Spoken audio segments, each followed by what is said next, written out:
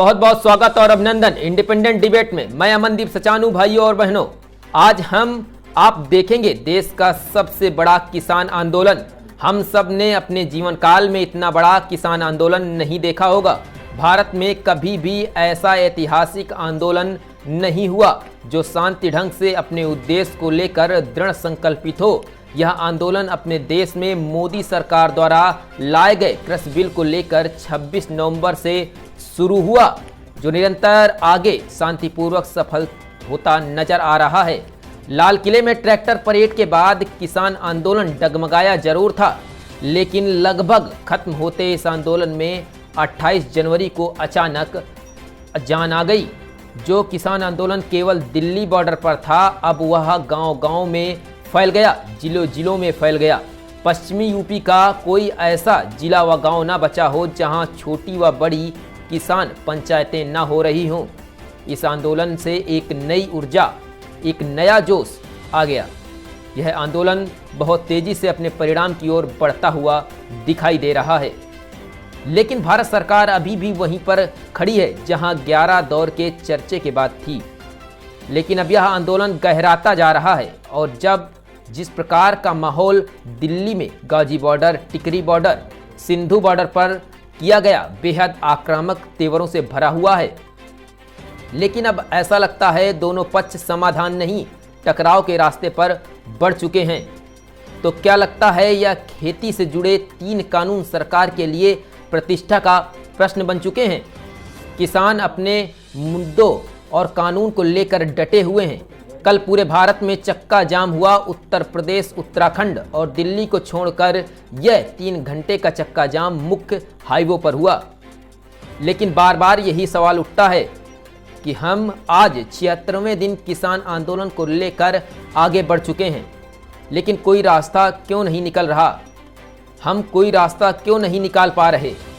जो काम फूल देकर हो सकते हैं वह कील काटे बिछाकर क्यों हो रहे हैं? देश ये सवाल पूछता है और इसका जवाब भी जानना चाहता है। जैसा कि दावा किया जा रहा है, अब यह किसान आंदोलन एक प्रदेश या एक राज्य का नहीं रहा।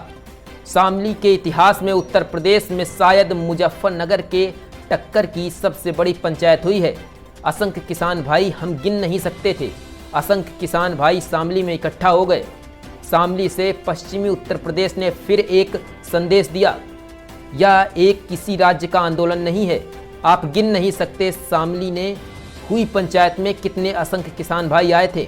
शायद कभी किसी बड़े नेता की रैली में इतने लोग इकट्ठा नहीं होंगे, जो केवल किसान भाइयों के आह्वान पर इकट्ठा हो गए। यह बदलते पश्चिमी यूपी और किसानों की मांग का प्रतीक है, जो अब सरकार को समझ लेना चाहिए। अब इस मामले को किसी एक राज्य पर नहीं छोड़ सकते। अब यह मामला, यह आंदोलन राज्य की सीमाओं को पार कर चुका है, और अब यह किसान आंदोलन परिणाम चाहता है।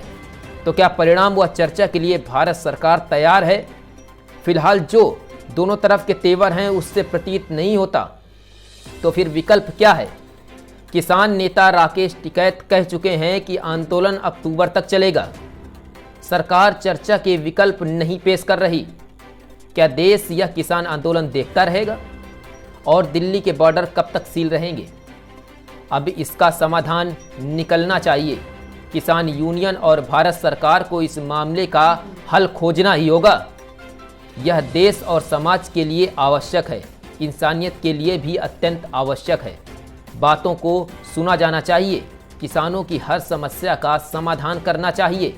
जिद पर अड़ना, किसी एक कानून को लागू करने के लिए जोर लगा देना, यह शायद वह दौर नहीं है।